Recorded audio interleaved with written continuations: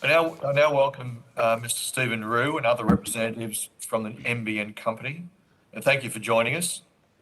For your benefit, I am the Chair, Senator Tony Sheldon, and I'm joined by the Deputy Chair, Senator Matt Canavan. A little later, Senator Ben Small will join us, and we're also joined by Senator Jess Walsh. The Hansard record, would you please state your full names and the capacity in which you appear today? Mr. Rue. Sorry, Stephen Rue, Chief Executive Officer of NBN Co. Catherine? Catherine Dyer, Chief Operating Officer, NBN Co.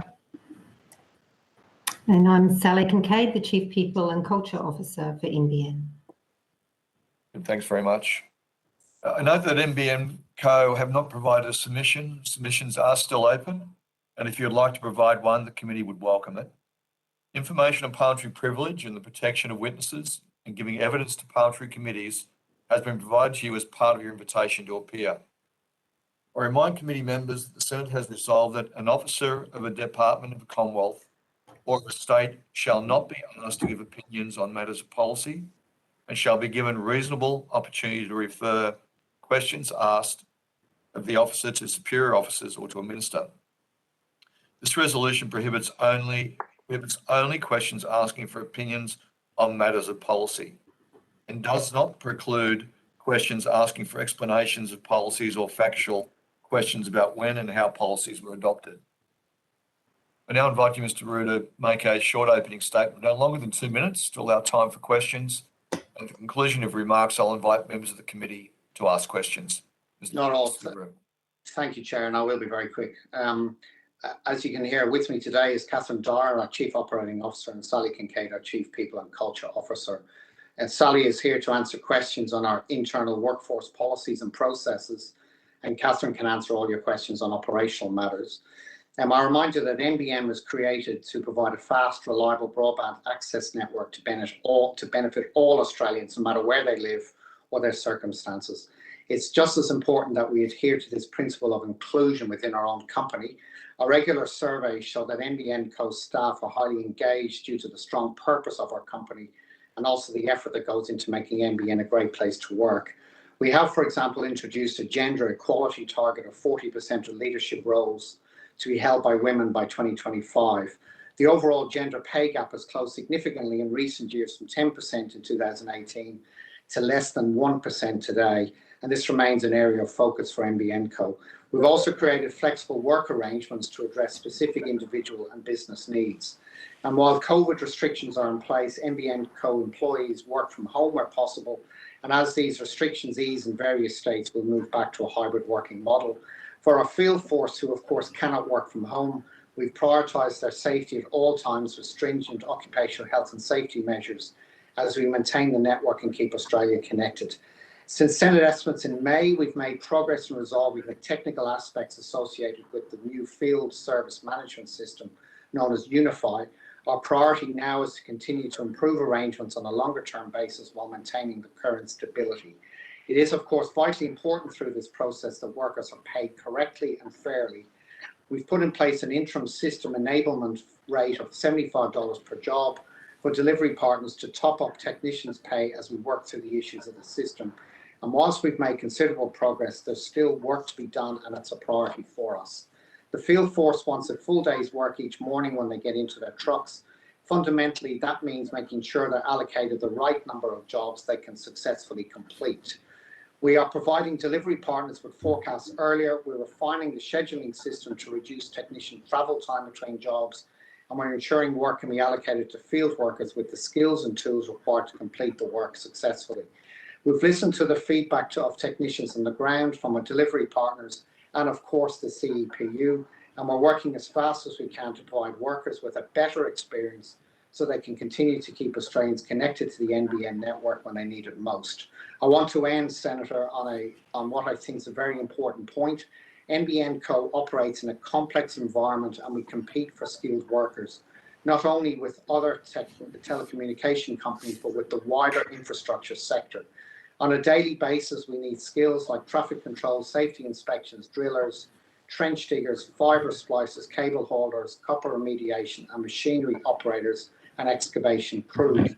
Many of these skills are in high demand and are transferable across sectors, meaning that Catherine sometimes has to delay or bring forward work depending on other large-scale infrastructure projects that are underway. The competition is healthy for the contracting ecosystem. Vigilance is, of course, also very important, and we welcome the work of this committee in looking to ensure good outcomes for workers more generally. And Senator, I'm happy to send you a copy of this opening statement, and Chair, I'm happy to answer your questions now. I hope that was 2 minutes. Thank you. Good. Thank you very much. That was pretty close to it. I did my best. Thank you. I'd like to, and thank you for sending over that copy of your statement. I'd like to table the NBN company statement of expectations, which sets out the expectations of your two ministerial shareholders, the Minister for Finance and the Minister for Communications. Because presumably you're already aware and familiar with this document. It goes into some detail on the government's expectation around costs, technology, service delivery, and fostering competitive markets. It appears that one glaring omission in here is no mention of the NBN workforce. Can you point to anywhere in this document that sets out an expectation around fair conditions, fair pay, security for the NBN workforce, or any mention of the NBN workforce at all? Let me get it up, Senator. If you want to ask a follow-up question, can I come back to that? Let me just get the statement of expectations up and I can answer your question. Yeah, I can wait. Sorry, Senator, I will come back to it. Right. Does the fact that the NBN workforce is not referred to, and I understand that it's not referred to, and by all means come back with your answer, but it's asserted that the NBN workforce is not referred to once in almost 2,000 word statement of expectations, suggesting it's not a priority for the government. If not, what are you basing your if that's not correct, what would you be basing your evidence on about performance of the NBN workforce? Chair, it's Senator Canavan here. Could I just quickly raise a brief point of order? I think you might be bordering on asking the witness for an opinion there of policy. I believe these witnesses are from a government agency, so that might into that part of the standing orders. Yeah, I'll rephrase it. Thanks, Senator Canavan. NBN workforce is not referred to once in almost 2,000 word statement of expectations. There's been concerns raised regarding how the contractor workforce is operating. What auditing processes do you have in place for that auditing? Yeah, can I, Chair, if I can direct that to Catherine, and I will answer your question. I'm reminded by Senator Canavan, I obviously can only comment on what we're asked to do rather than what we should or shouldn't be asked to do, but I'll come back to you on that. But Catherine, can you answer the Chair's questions regarding auditing processes, please? Certainly. So NBN has a comprehensive audit program in place, and we audit from time to time various things. So it could be for health and safety reasons, it could be for quality relating to the build or the work activity completed, or it could be on contractual and commercial obligations. When our audit processes do relate to commercial obligations, we can do that. We do those typically at the start of a contract. So as we're initialising a new arrangement, to make sure that we have all the right risk and control measures in place, and we will do it throughout the life cycle of the contract as well. Good, thank you. When the NBN makes operational decisions, such as cutting the rate you pay for specific jobs, do you accept that this has a direct impact on subcontractors and others in your supply chain? The rates that we offer to commercially on a commercial basis as part of our contracts to delivery partners is really a matter for those delivery partners and how they perform the work that they're contracted to perform on behalf of NBN. Right. So you don't do an audit of that particular work. So you don't go and talk to individual subcontractors to get their evidence on what's occurring within the business that's been contracted to?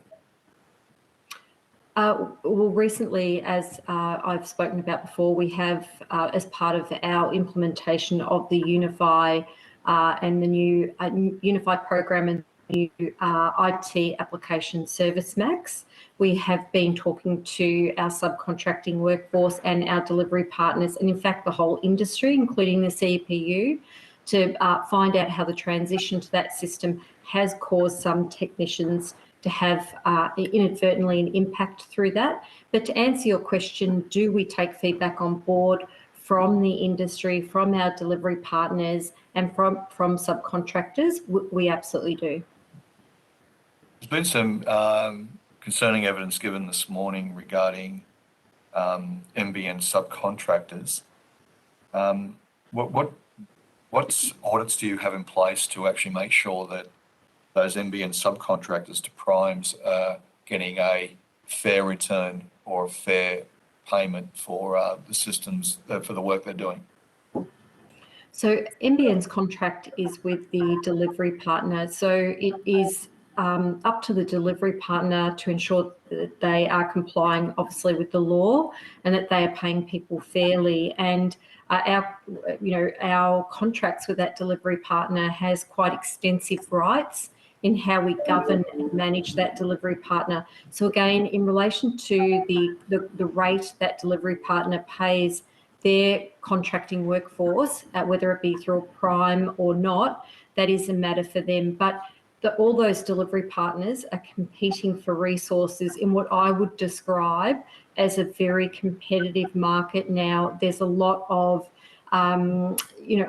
additional infrastructure projects that are starting up in all states and territories, and a lot of those subcontractors have transferable skills. So the delivery partners would need to factor that into how they engage with contractors in the market. We've had some shocking evidence about what is going on with some NBN primes who are using corruption, drugs, and threats to siphon public money out of the NBN. This morning, subcontractors told us that a prime working under BSA is taking regular deductions out of their pay without explanation. He is forging their signatures. He is defrauding them out of thousands of dollars for training that doesn't actually happen. The subbies are not being given adequate training or supervision, and subbies have been told us that they are threatened with termination if they speak out. And prime also, and the prime is paying kickbacks to BSA in cash and in cocaine to get allocated more work. The question on this is very simple: is there a yes or no? Do you accept any responsibility for these practices that occur within the supply chain of NBN work? I know you are looking for a yes or a no, but my position on that would be is absolutely what you've described does not sound like a good environment. But our relationship is absolutely with BSA. And if an illegal matter was raised with NBN, we would investigate that fully. We do also have a whistleblower program, which is comprehensive and run by an external body. And if there was evidence that was brought up in relation to a matter like that, we would investigate it fully.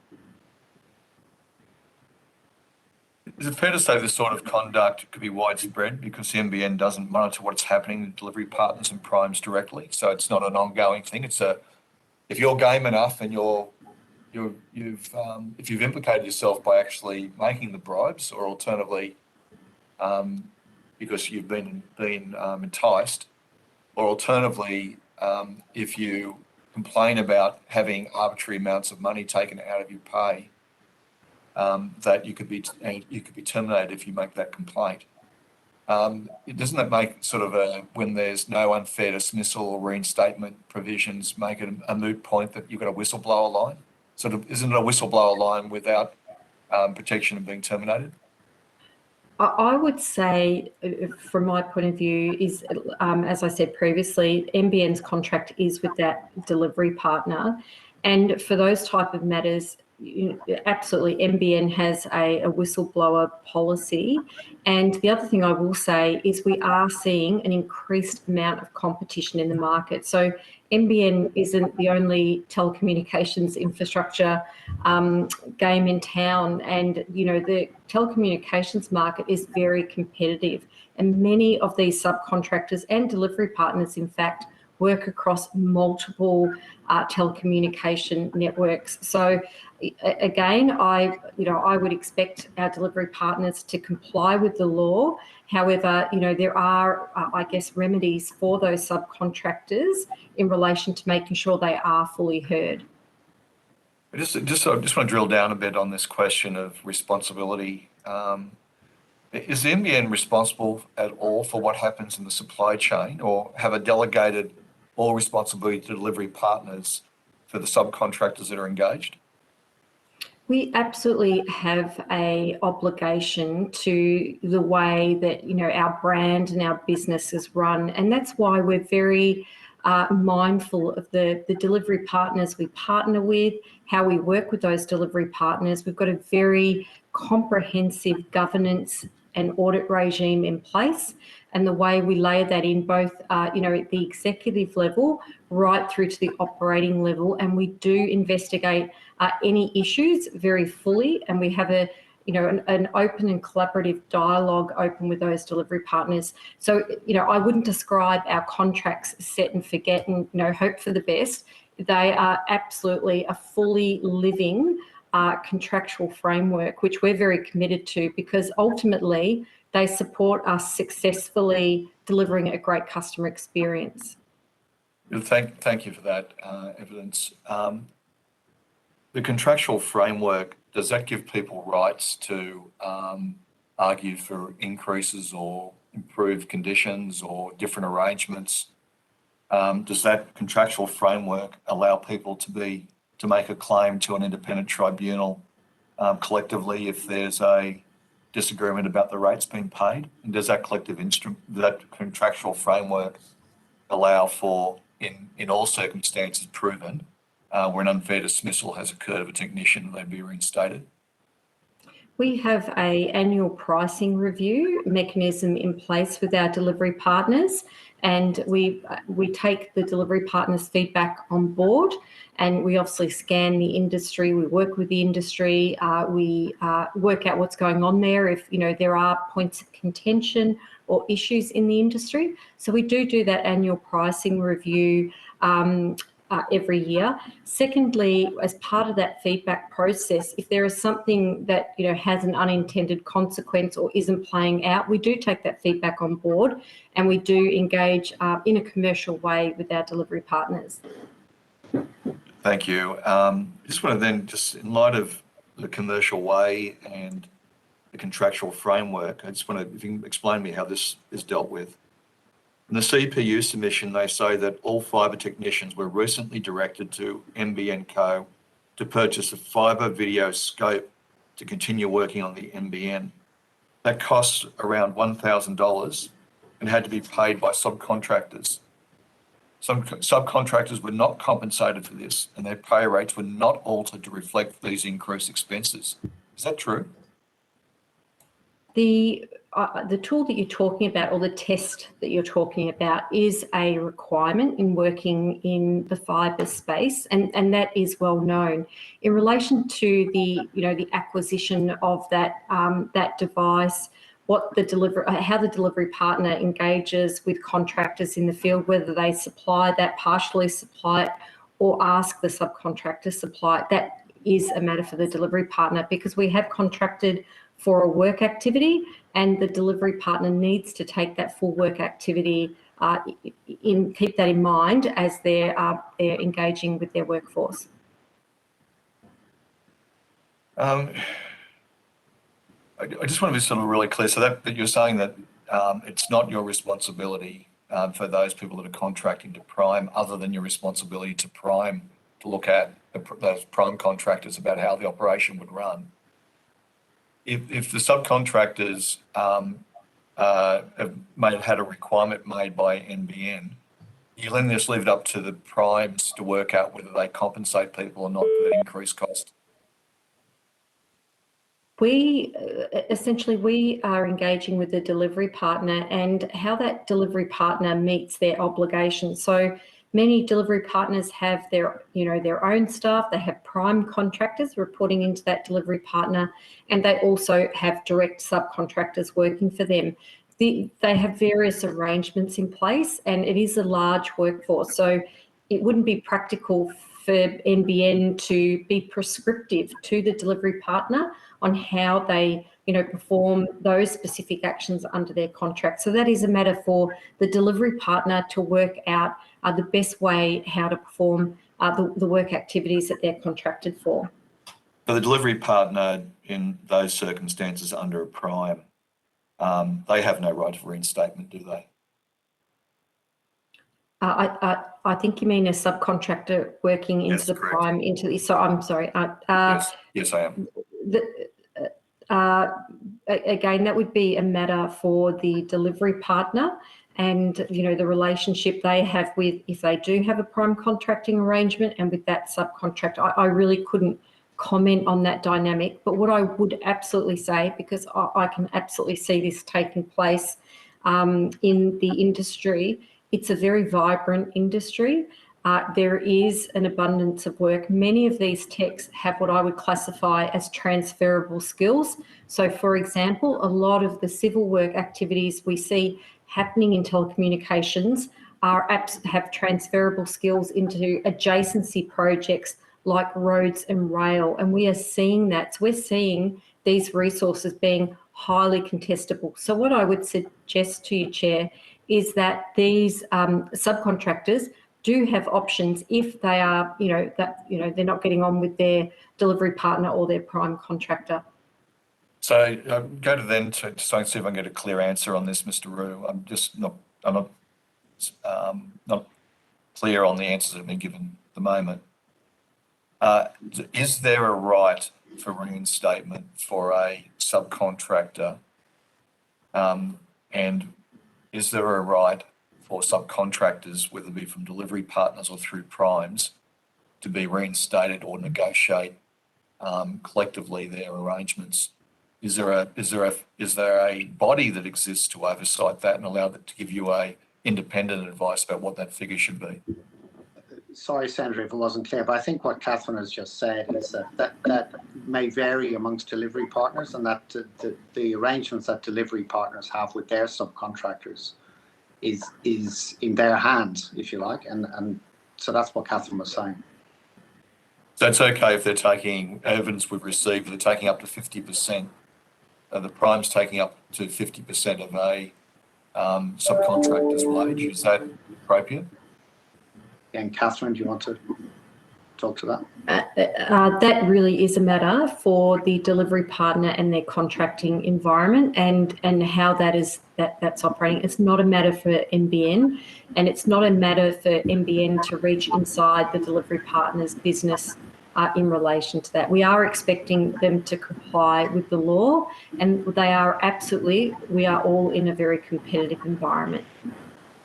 Yeah, I appreciate that if, there's, allegations of drugs, extra payments being charged by NBN, but not being the rate, not compensating for it, that there's no independent assessment of what is a fair return on capital investment for these people that are basically rate takers. That there's really not a system there that actually turns around and allows some contractors to have a voice at all against what some very, very powerful, influential, and some people have said to us, illegal operations in some of the primes and inappropriate operations by some of the delivery partners. I'll go now to Senator Canavan. At any stage, I'm happy to answer your opening questions. I'm sorry. Just there whenever you wish. Thank you, Mr. Rue. Up to you, Senator Canavan. Yep. Thank you, Chair.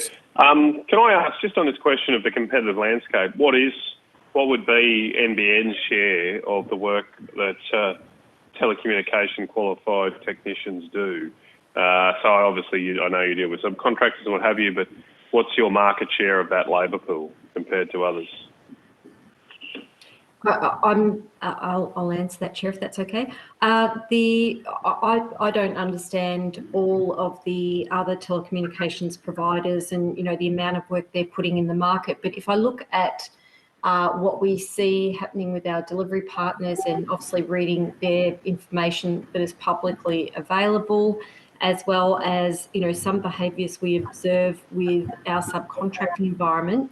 Some subcontractors may be 20 or 30 or 50% complete NBN jobs, and the other portion of their time they are completing other jobs for potentially their delivery partners for other telecommunications operators. So in terms of the total size of the pie for telecommunications, you know, I can't comment on, I guess, arrangements for other telco providers, but we do observe both delivery partners and subcontractors working for other network owners and operators in Australia. And Senator Canavan, if I can add to that, it's not just within the telecommunication industry. Some of the contractors work for other industries. So there have been examples, for example, where people have been working on a rail project, and that's actually held Catherine up with those particular resources to work on NBN. So it's not just within telecommunications, it's across a broader utility sector that these people work. But just taking it back to that question of telecommunications, you're saying your market share would be roughly around that 20 to 30% of the labour pool. No, I'm right? sorry. No. I was saying that I was just providing an observation that some techs only work maybe 20 or 30% for NBN, and others work 100% for NBN. But if some delivery partners, you know, and again, this is publicly available information, 50% of their work may be for NBN, and the other 50% may be for another telecommunications company or another industry, or actually multiple industries. So there's no real easy way to slice if you were to look at, you know, all the work activity in a year that was performed, that, you know, for example, NBN is 50% of that telecommunications, because it does swings and roundabouts and it's quite a dynamic market. So there's no direct answer on the percentage.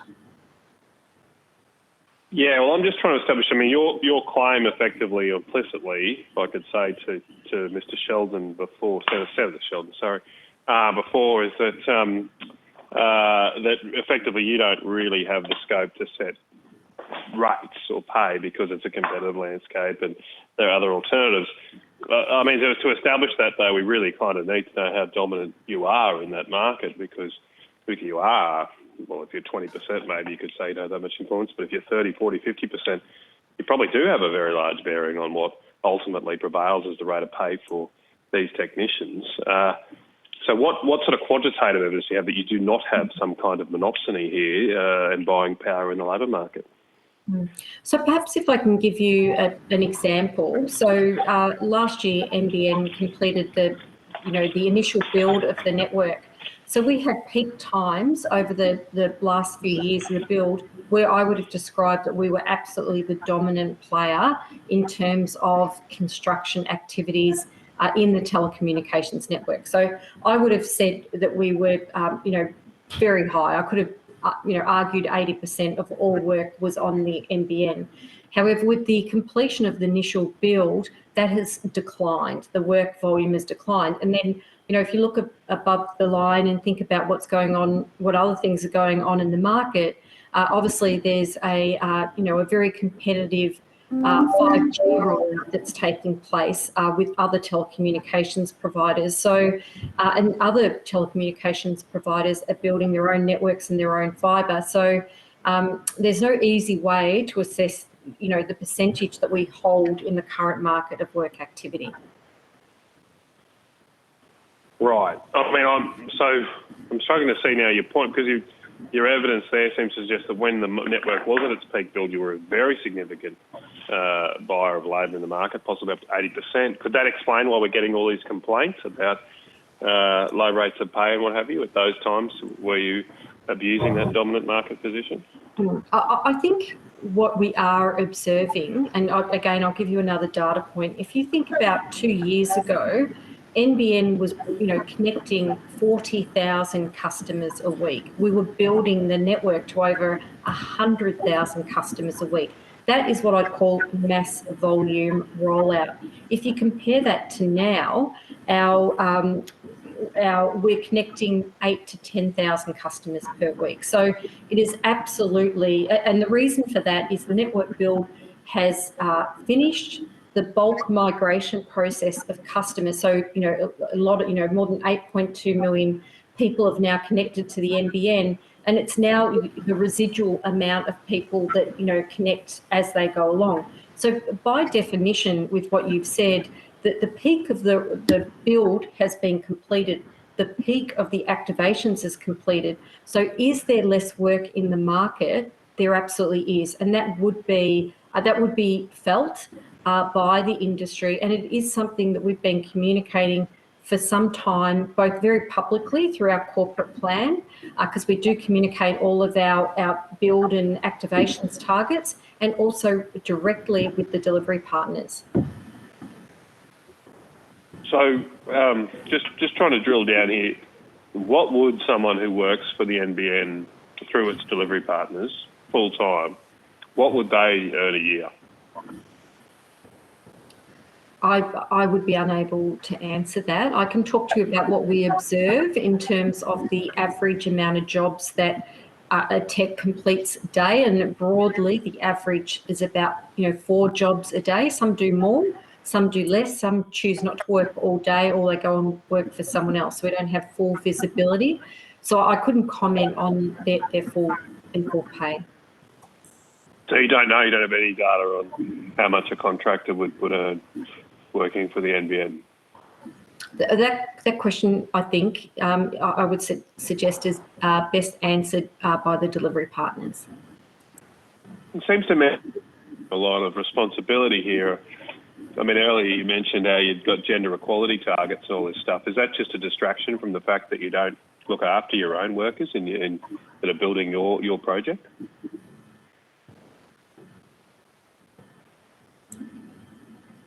I'm not really sure what you mean by the question. Well, you've obviously got concerns for broader equality. You mentioned you're targeting gender equality within the NBN. I would have thought another aspect of ESG type principles and equality is fair pay for the workers on your project. But how do you know these people are not even being paid the minimum wage if you don't know what they're earning? So I think from my perspective, the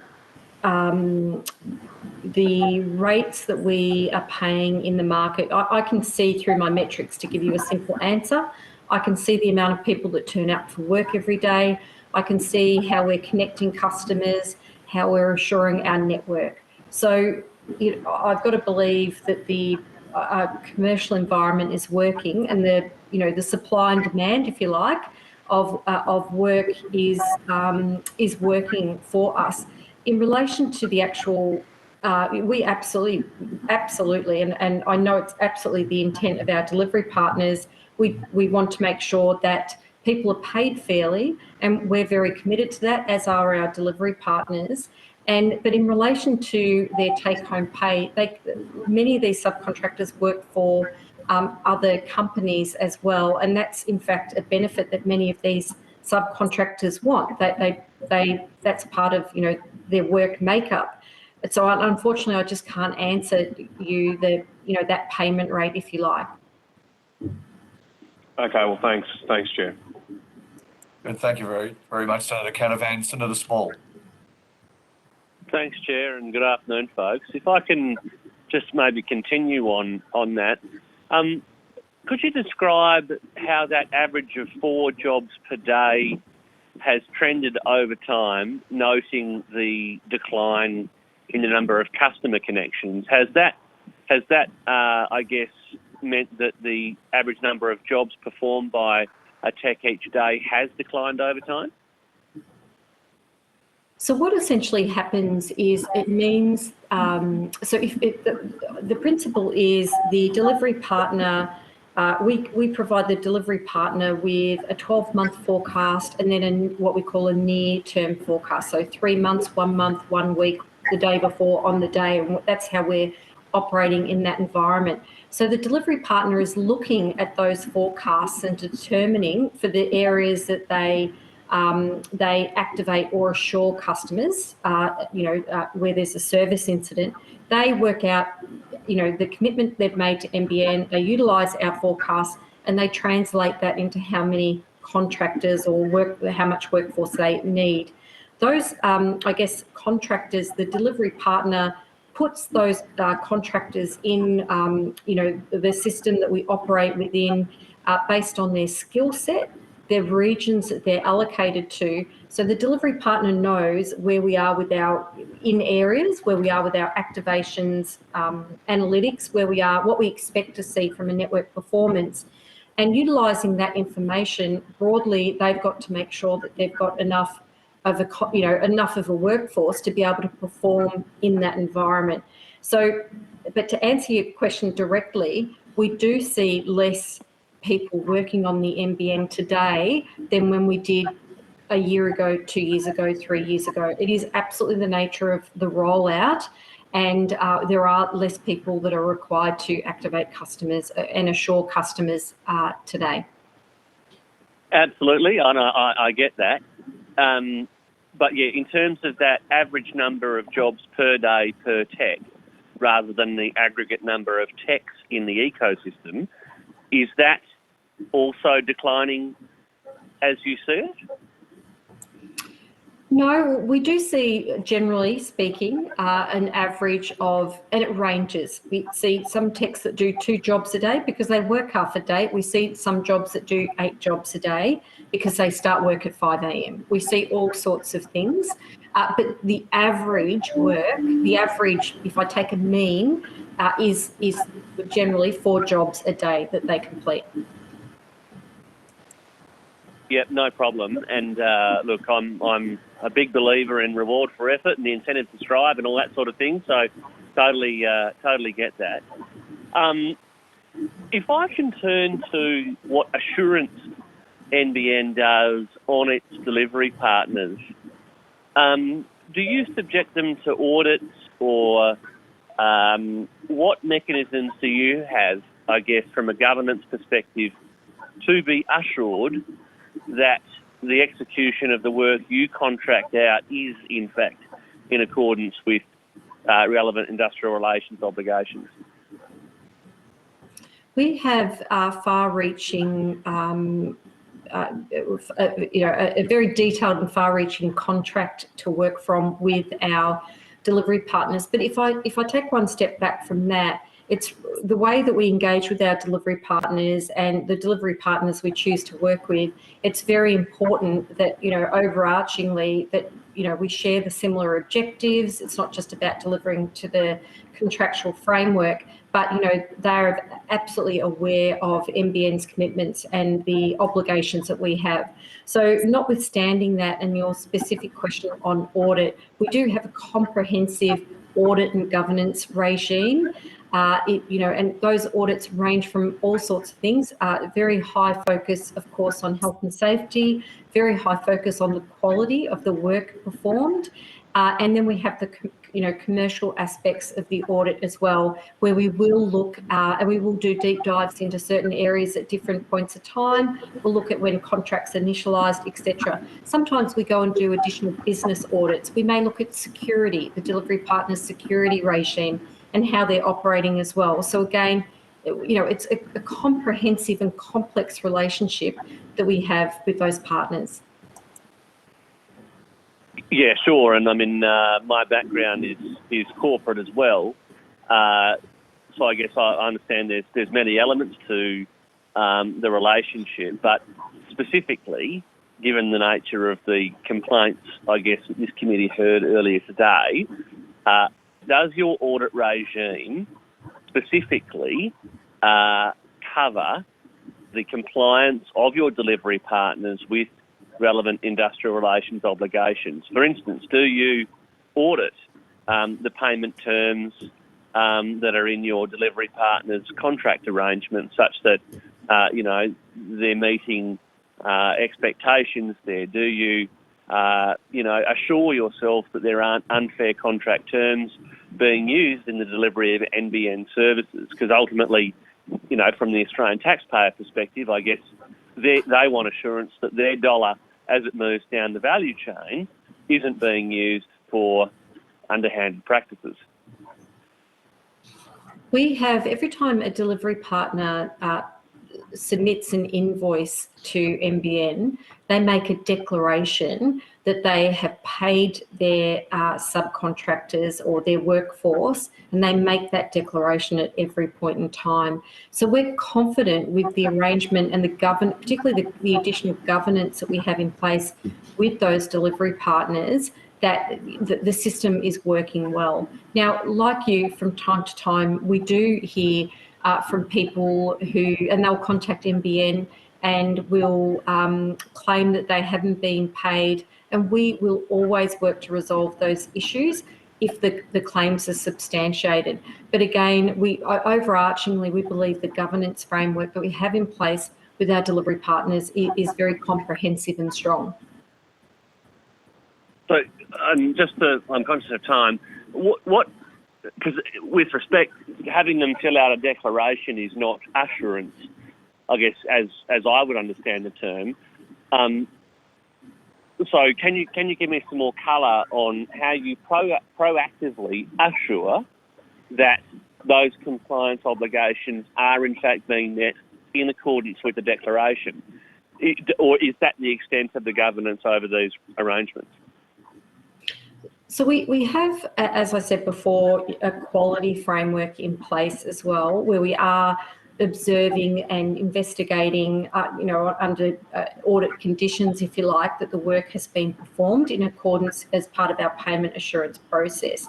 But we are expecting our delivery partners to comply with the law. So we are asking them to make a declaration that they are paying people fairly and they're paying people on time. We are checking the completion of their work, and we do have a comprehensive governance framework in place. So that's how we manage our relationship with them.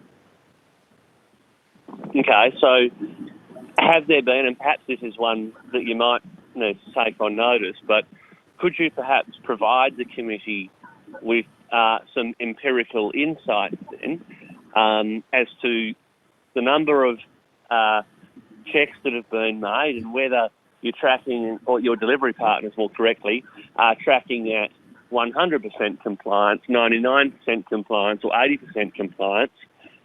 Because I guess I go back to this point that wherever you get a declaration, that is one thing, but to actually reach into an organisation with an auditor and actually have them substantiate the claim, that is what I would consider to be prudent governance over your contracts. That is assurance that you know beyond any reasonable doubt that those expectations are actually being fulfilled in accordance with what the contract is telling you. I'm more than happy to take that on notice and come back with more details for you. But what I will say is we do audit our delivery partners. We've got a strong governance program in place, but we don't go and then audit the delivery partner's prime contractor to a subcontractor. But we do have that audit and governance program in place, but we are expecting that delivery partner to comply with the law. Absolutely, but any robust delivery partner that you're working with will have a contracts governance process of itself, which should cover those sorts of arrangements. So I guess if any sort of robust audit is performed, surely your auditors are requiring delivery partners to demonstrate to you how they are upholding those obligations so that you don't even need to reach all the way down the value chain, because you're satisfied on the evidence presented to you that those obligations are being met in the lived experience. Yes, I would agree with that. I would say that when part of our governance process and our audit process is we do audit and investigate the arrangements of our contracts that we have with delivery partners. So by definition, for example, you're operating in an environment with absolutely a focus on health and safety. That is an area of audit for us. So we do check that, and that is part of our governance framework. But I'm more than happy to take that on notice and come back with more details for you, Senator. Thank you. That really would be appreciated. And I guess specifically looking at, like I say, the area of most complaints, which is, industrial relations, as we've heard today. But no, thanks for your time. Thanks, Chair. Good. Thanks very much. Thanks very much, Senator Small. Just this question of rates, Mr. Rue. If you decrease the rates to delivery partners, wouldn't that automatically decrease or likely to decrease the rates for subcontractors, or you don't care? Again, Catherine has the detail on that. So. Not necessarily, Chair. So again, that comes down to market dynamics. And again, that's a great question for delivery partners. But I personally have observed where there has been a rate change and the delivery partner hasn't passed that on. They've told me that they haven't passed that on, or something's happened in the market. So not necessarily. So it's with all the evidence we've seen, which is quite in conflict with what you're saying. It's direct conflict with what you're saying. This sounds to me like pink bat failures on steroids, and that you're have a reactive strategy which doesn't look at running down the entire supply chain as a matter of ongoing audit. And the audit being that it goes to, you have audits, I know that, but an audit of the supply chain would require the contractors to be looked at as well. Isn't this really pink bats failures on steroids? This, I guess the topic we're talking about is it's the common industry model, not across just telecommunications, across many industries. So this isn't something different that NBN is doing. This is a very, very common model in the market, and it really does provide flexibility for contractors, work flexibility, location flexibility, where flexibility of the employer. This isn't something special that NBN has conjured up in the last 10 years. This is a well-known, well-disciplined industry arrangement. Well, I'll take objection to the fact that it's well-disciplined, because in the construction industry, as you're aware, that the issuing of statutory declarations occurs that people have been paid, but there are some of the highest underpaid workers and wage theft going on. So signing a stat dec doesn't guarantee anything. It just guarantees that they put their name on the bottom of the stat dec, and I guess you take that as you're in the clear. So it does raise concerns to me about the question that I raised with you, Mr. Rue, initially, and you said you was going to look at the NBN company statement of expectations. Have you? Yeah, I have. I'm sorry, Sandra. I knew there were some references, but I wanted to be specific on it for you. So on page 3, there's a section that talks about, at the very bottom of page 3, it talks about setting strategic direction, organisation leadership, and establishing and maintaining a culture that meets the high standards expected by the public.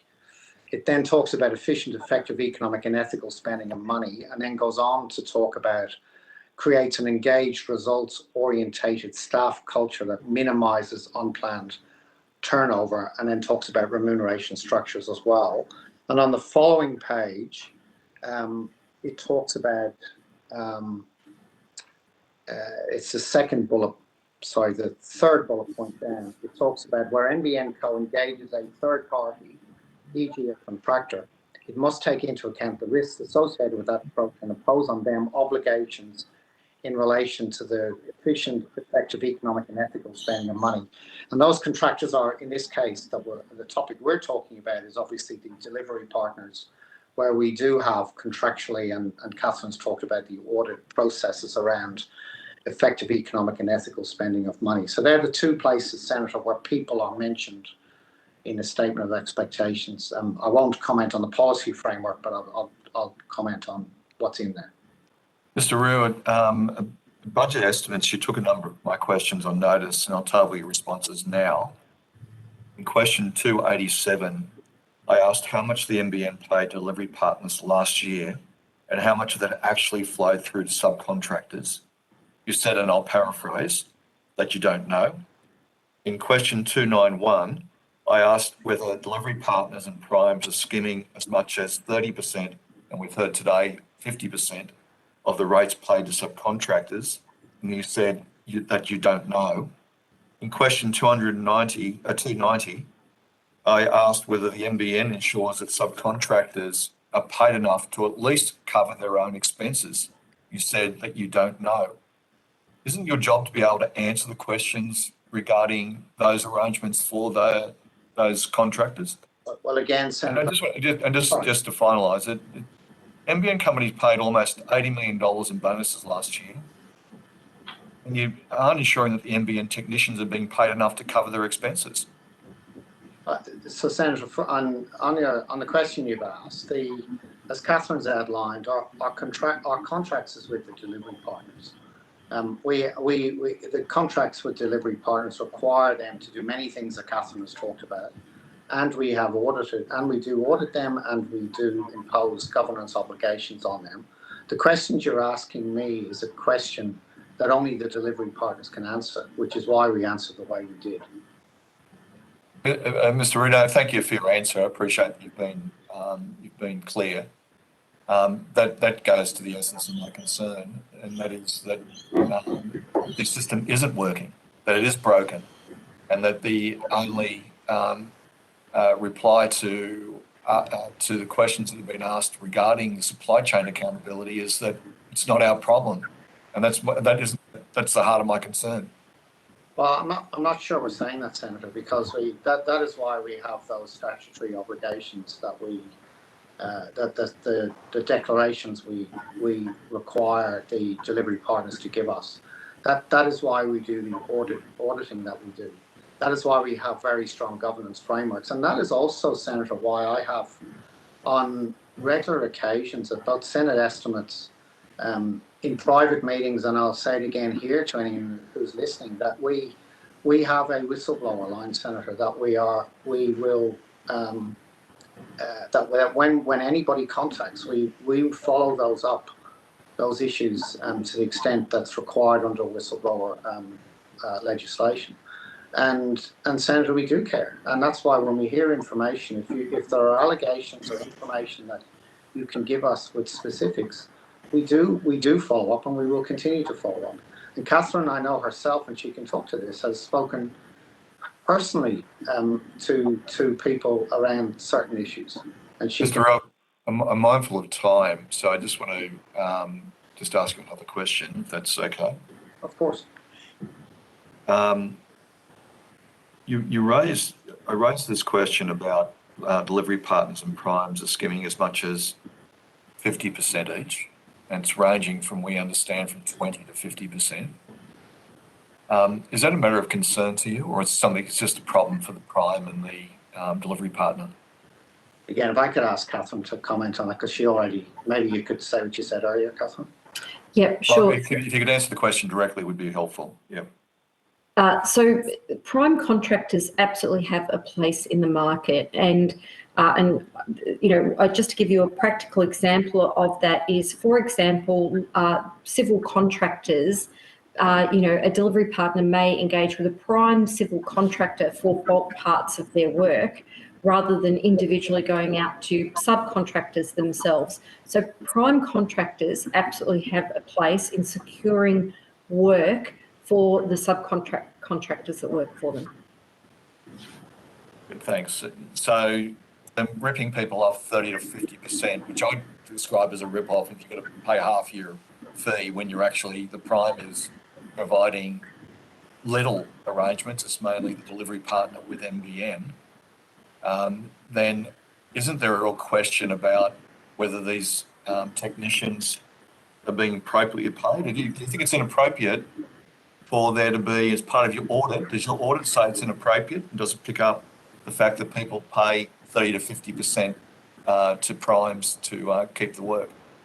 We need to ensure that there's a vibrant market out there operating. We you know, our NBN relies and depends on it to be able to, you know, run the NBN network. So if the subcontractors are not being paid through the delivery partner arrangements, whatever their structure may be, then the delivery partner will be unable to perform to their contract to NBN.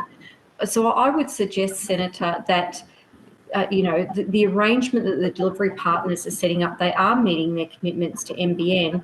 And again, we are governing them, auditing them, working with them, and we are testing our rates in the market. So, you know, I would suggest that the arrangements that delivery partners have, you know, are what they have determined, which will support their contract with NBN.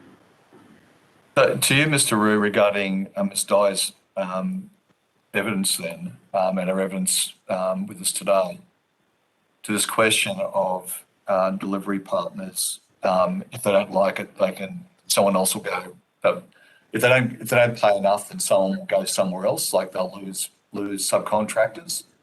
If they don't use primes and they're ripping them off 50%, then, you know, if they rip them off 80%, I guess they'll go somewhere else, you might assume. But quite clearly, isn't this a circumstance where you've got an Uberisation of work, where we've received evidence in the previous inquiry, part of this inquiry, and that is that there was as little as $6.70 being paid an hour by Uber. There was also evidence that the company, even from its own evidence, admitted even its peak times wasn't paying minimum wage, and yet you've got no systems in place that proves minimum wage being paid. So isn't this really just Uberisation of work? Senator, I can only repeat what we said earlier, and that is, so we have the industry structure is well established and has been established since before NBN was brought into existence, and certainly from, you know, the start of NBN onwards. The system is common across not just our industry but multiple industries, and but notwithstanding that, our contractual arrangements with the delivery partners require them to do multiple things, including complying with the law, Senator. And again, we do things over and above that, like the governance arrangements, like the willingness to investigate anything that is told to us directly with evidence, working with multiple stakeholders, including the CEPU, Senator. And we continue to do that, and we're happy to continue to do that. Just finally, Mr. Rue, you might want to make some observations on the statement I'm about to make.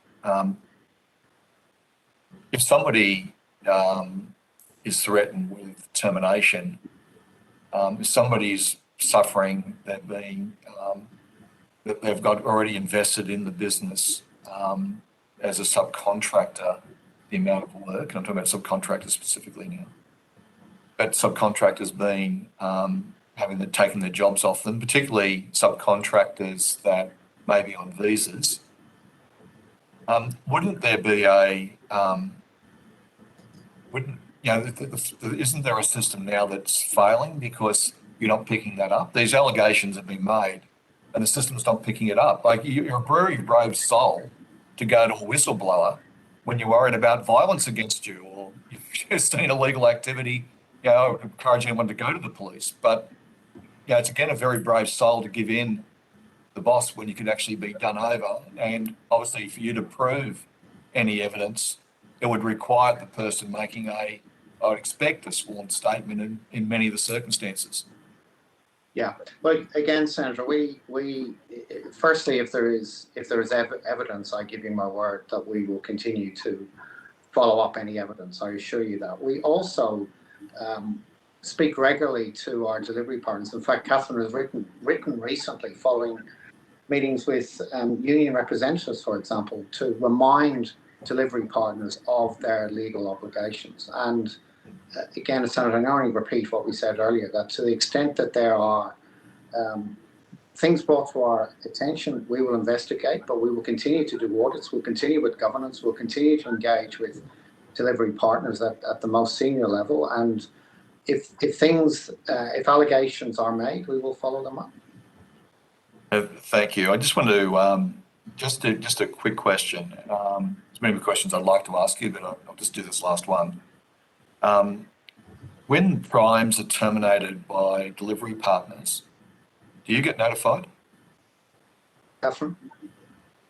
We become aware because essentially that prime contractor and their resources that are made available to complete jobs would be removed from the system. But that's how we're notified, and we're aware because the workforce and that contractor, that prime contractor, is no longer available. Are you notified the reasons why that prime contract would be terminated? I would expect it's a fairly strong action by a delivery partner, wouldn't it? For that specific example, I would need to check. Certainly, in my engagement with the delivery partners, I'm not aware of that. But at the operational level, I expect that there would be those conversations. But I would need to check that, Senator. This goes to the last question. That is that this question of this so-called auditing process that stops by somebody giving you a statutory declaration from the delivery partners. What's the circumstance where somebody has been grossly underpaid and has been could be physically abused, physically threatened, could be, as is evidence we've received, that drugs and cigarettes are given as a way of winning contracts. If a business partner terminates that prime, do you go and say, why did you terminate the prime? And then you go and say, well, the prime shouldn't be operating in our system, or that's not your business. So firstly, I just want to point out that the stat dec process that our delivery partners are obliged to follow, it's a serious document, and it's a criminal offence. Ms. Dyer, look, if you're talking about people that are dealing with drugs, substantial amounts of money that they're raking out of, we've had evidence that people are been charged thousands of dollars for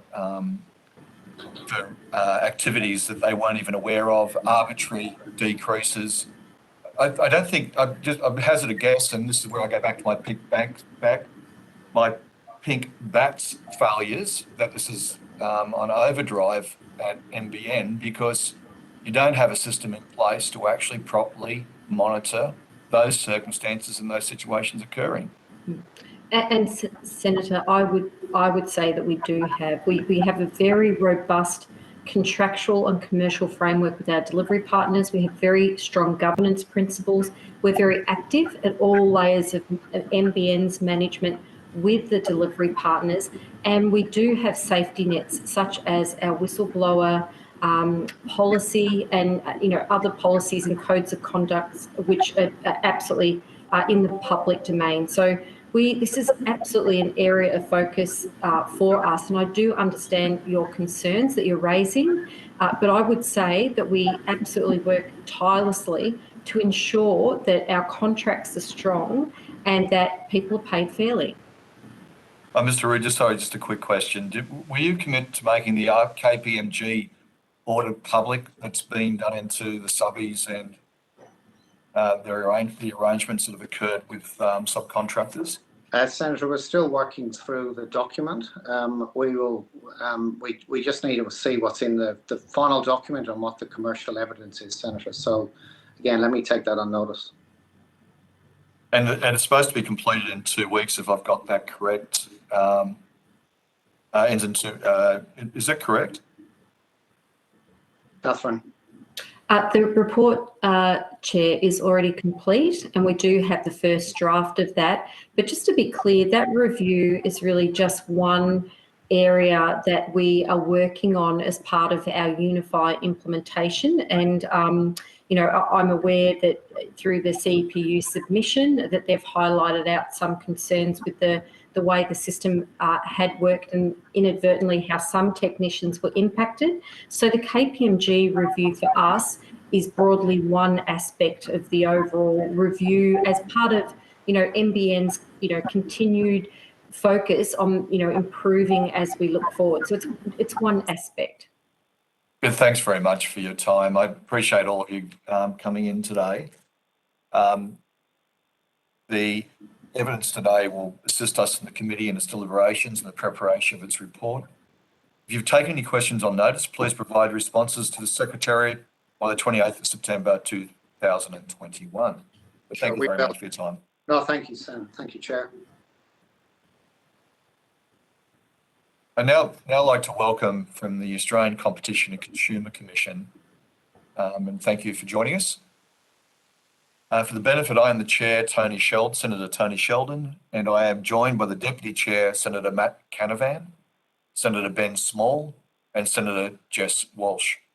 The Hansard record, will you please state your full names and the capacity in which you appear today? Thank you, Chair. I'll start. Scott Gregson is my name. I'm the Chief Operating Officer at the ACCC. I'll throw to Sarah Proudfoot. Good afternoon, Chair. My name's Sarah Proudfoot and I'm the Executive General Manager of the Infrastructure Division at the ACCC. And Rami Gress, Executive General Manager of Consumer Fair Trading at the ACCC. Thank you very much. I note the ACCC has not provided a submission. Submissions are still open, and if you would like to provide one, the committee would welcome it. Information on parliamentary privilege and the protection of witnesses and giving evidence to parliamentary committees has been provided to you as part of your invitation to appear. I remind committee members that the Senate has resolved that an officer of a department of the Commonwealth or of a state shall not be asked to give opinions on matters of policy and shall be given reasonable opportunity to refer questions asked if the officer to superior officers or to a minister. This resolution prohibits only questions asking for opinions on matters of policy and does not preclude questions asking for explanations of policies or factual questions about when and how policies were adopted. Now I invite you to make a short opening statement of no longer than 2 minutes to allow time for questions. And at the conclusion of your remarks, I'll invite members of the committee to ask questions. Thank you, Chair. I'll give, as you say, a very short introduction. I thought it might be useful just to set out the ACCC's role and its relevance to the matters that we think the inquiry might be looking for. But really keen to be steered by your questions. We understand that the committee's interest in hearing from the ACCC is at least in part related to our role as the economic regulator of the NBN, and specifically the committee is interested in understanding whether this role might be relevant to or can assist or take into account the terms on which the NBN engages people working in the NBN supply chain. Just dealing with that issue to start with, as part of the ACCC's economic regulation of the NBN Code, we're responsible for ensuring the price and non-price terms on which NBN Co's wholesale customers, effectively access seekers, can get access to NBN Co's services and making sure that's a reasonable price and access. The legislation sets out an access regime with an overarching objective of promoting the long-term interests of end users. So it's end users of the NBN services. Our focus in this role is to promote competition by improving price, quality, availability, not impeding competitors. And secondly, encourage efficient use of and investment in infrastructure. So looking at access prices that recover efficient costs of supply and new investment returns. Look, we don't think this envisages a role for us setting, reviewing or influencing NBN Co's workforce arrangements. And so it is not, in our view, able to assist with many of the matters that the committee is exploring, but we're keen to hear your questions on that front. Just quickly, Chair, alongside our regulatory role, as you would be aware, the ACCC is responsible for enforcing the Australian consumer law, which does involve provisions addressing unfair contract terms misleading conduct, and in egregious instances, unconscionable conduct. The unfair contract term provisions apply to standard form contracts below a certain threshold. We can talk about that if it becomes relevant. And a term will be considered unfair where it causes an unbalance. It is not necessary to protect the interest of the larger party and causes harm to the other party to that contract. It doesn't apply to price terms in themselves, and I think that may become relevant to some of the issues we talk about. But it does include things like unilateral variation clauses, arbitrary termination arrangements, etc. Thank you very much for that evidence and that opening statement. I'll now go to Senator Walsh. Thank you all very much for being there, and notwithstanding your opening comments there about your view that you might have sort of limited remit in terms of the workforce issues in the supply chain, we probably all of us do have a few questions about those matters. So we'll see how we go with your answers on them.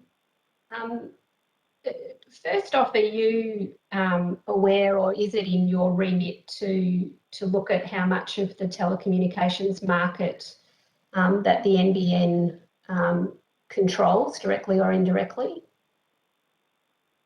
I'll pass to Ms. Proudfoot, who's responsible for our telecommunications work. I think the answer will be along the lines that we have regard to, and those issues come up, but we don't have a specific role to call that out. But Ms. Proudfoot? Thanks, Mr. Gregson. Senator, under our access regime work with NBN Co, we have record keeping rules which require NBN Co to retain certain pieces of information. We also have a broader monitoring role across the telecommunications sector, and we do publish annual telecommunications reports. We also publish our quarterly wholesale market indicators report that indicates number of connections and activity within the sector. That's all published on our website. So I think we had a, thank you, and I think we had a figure from the NBN itself that they think that they're sort of responsible for procuring around 80% of the contractor type work that's done in telecommunications. Is that something that you're able to engage with or confirm? That's not, I'm sorry, Senator, we don't look at that level. We look at the provision of the services to the end users. Okay, and you'd broadly accept that the NBN Co has a level of market dominance in telecommunications in Australia in general? NBN Co was established to provide a national broadband network, Senator, and at the moment have, I think, more than 8.2 million premises connected and the capacity to connect, or about 12 million ready to connect. So obviously that is a significant proportion of the market.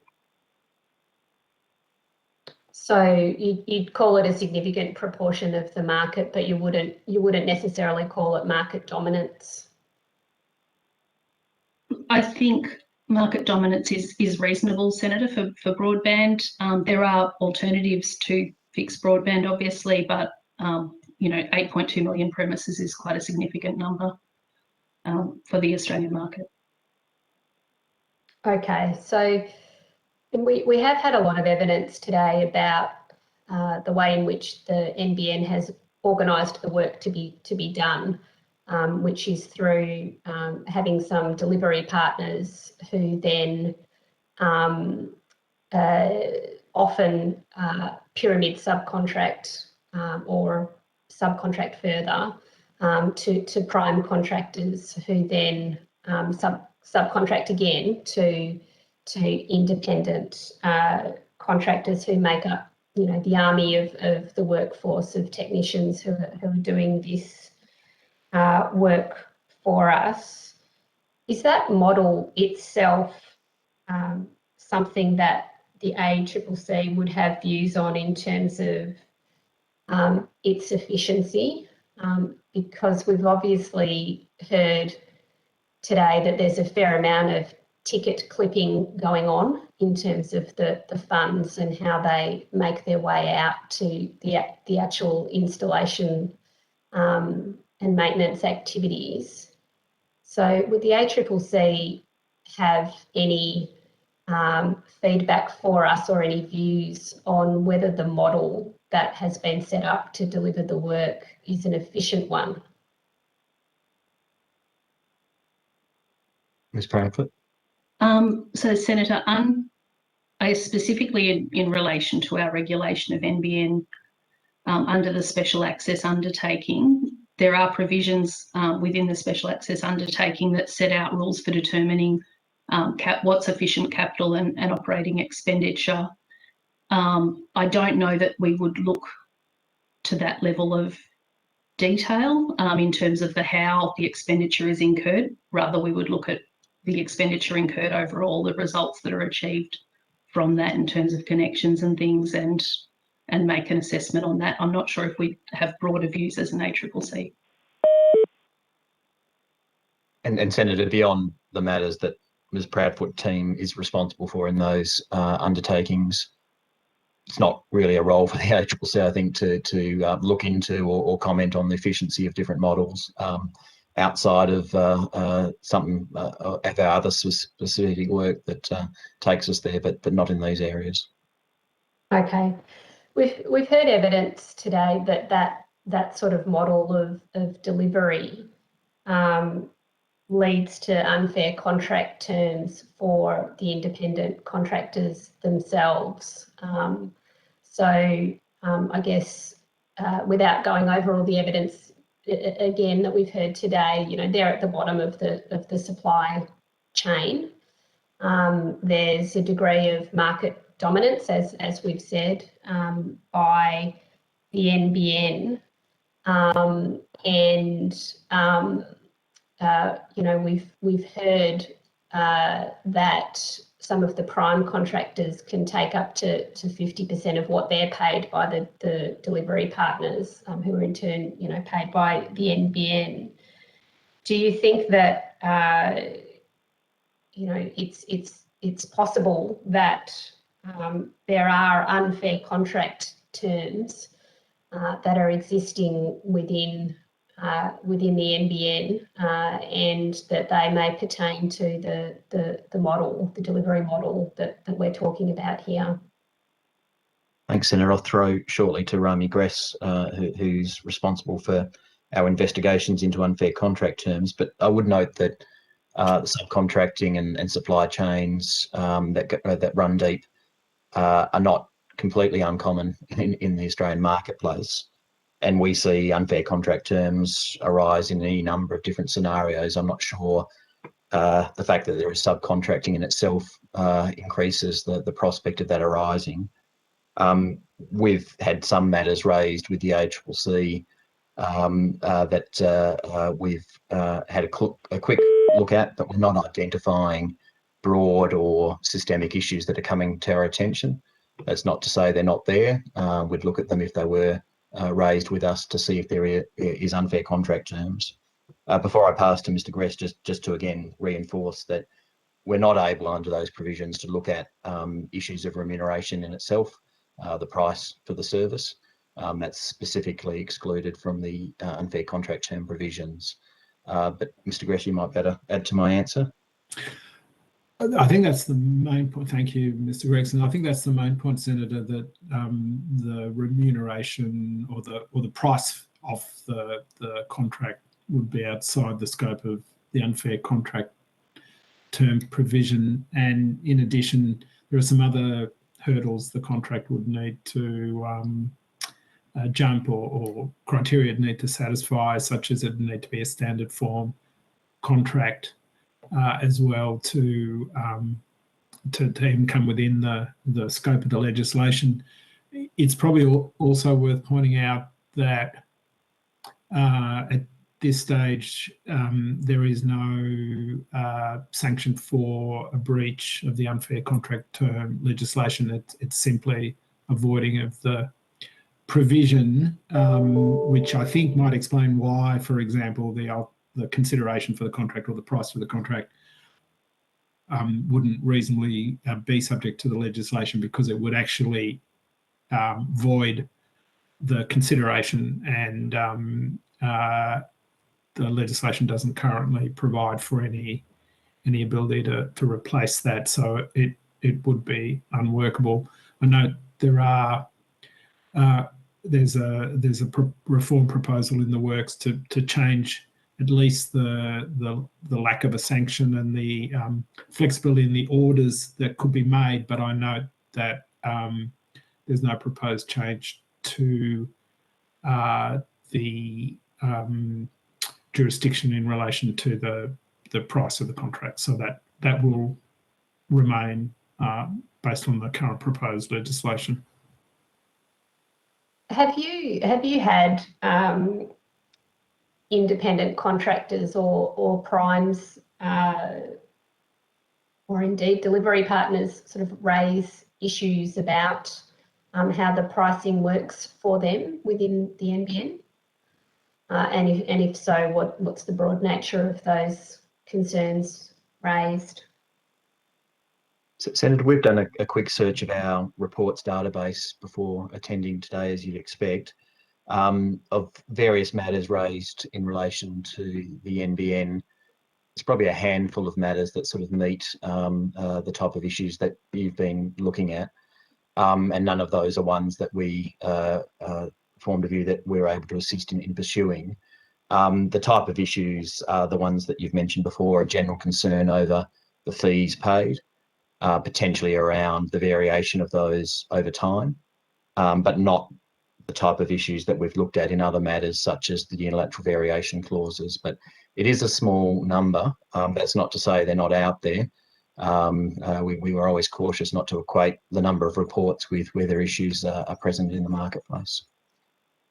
Okay, and just finally from me, we have been focused really today on this model of pyramid subcontracting and how it then relates to the pay and working conditions of the independent contractors, and understand what you're saying to us so far about how you intersect with those questions.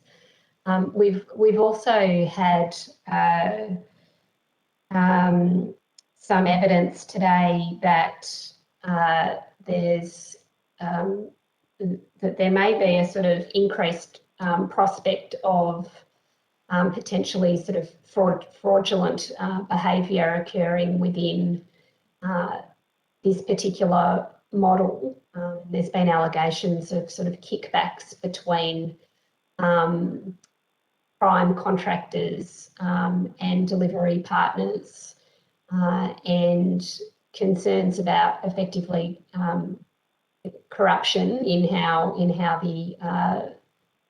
the work is fundamentally distributed to independent contractors, whereby prime contractors may be providing different forms of payments to delivery partners to get work and back and forward like that.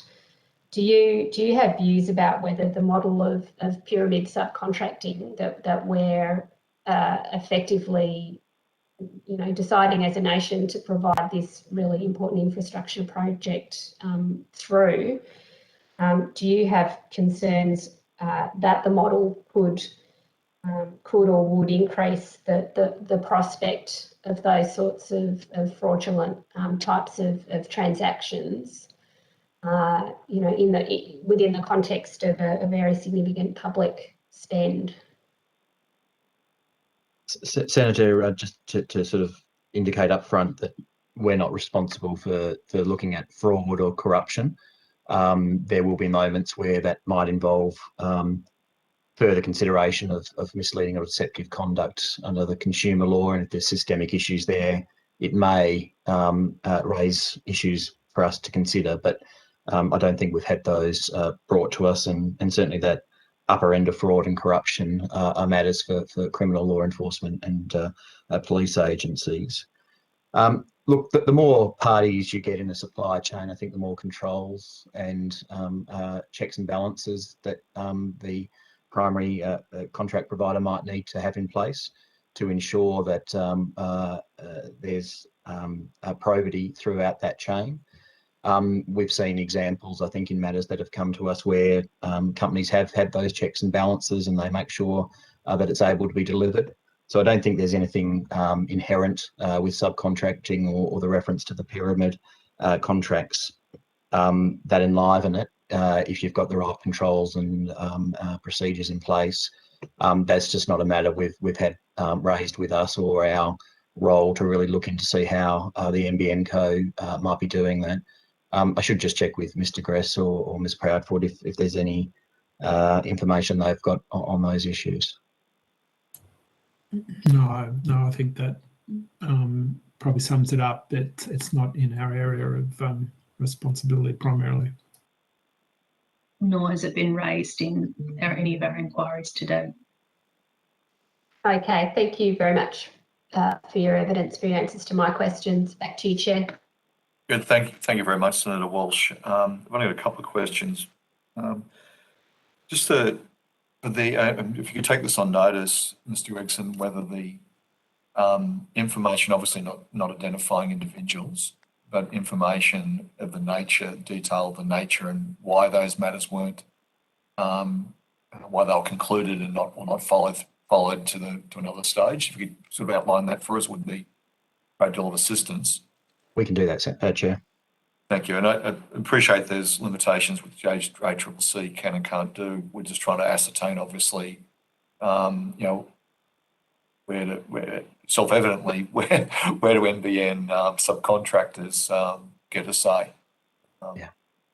There's not a lot in there, Senator, and that's not to say that there's not other matters that might arise, and we'll continue to watch your hearings to see if there's issues of relevance to us. Is it the situation with NBN, with primes going to subcontractors, delivery partners going to subcontractors, similar in some respects to Uber, which has subcontractors doing food delivery and also passenger delivery, now parcels as well. Is it not an issue for the ACCC, I'm just asking the question, of concern that if people are not getting at least a minimum wage equivalent once you take out capital costs?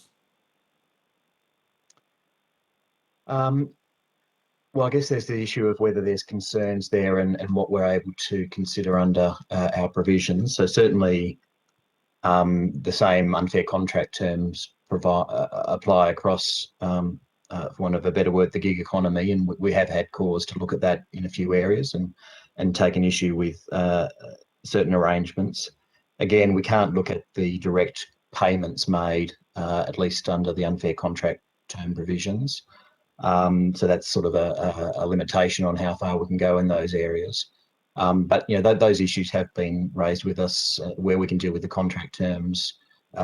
We have looked at some of those, Chair. Thank you.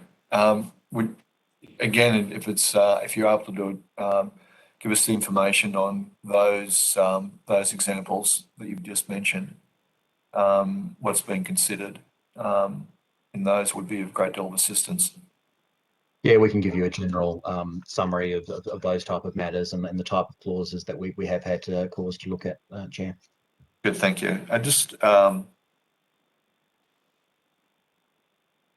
because I asked this question of NBN and I think you've already answered it, but I just want to be clear.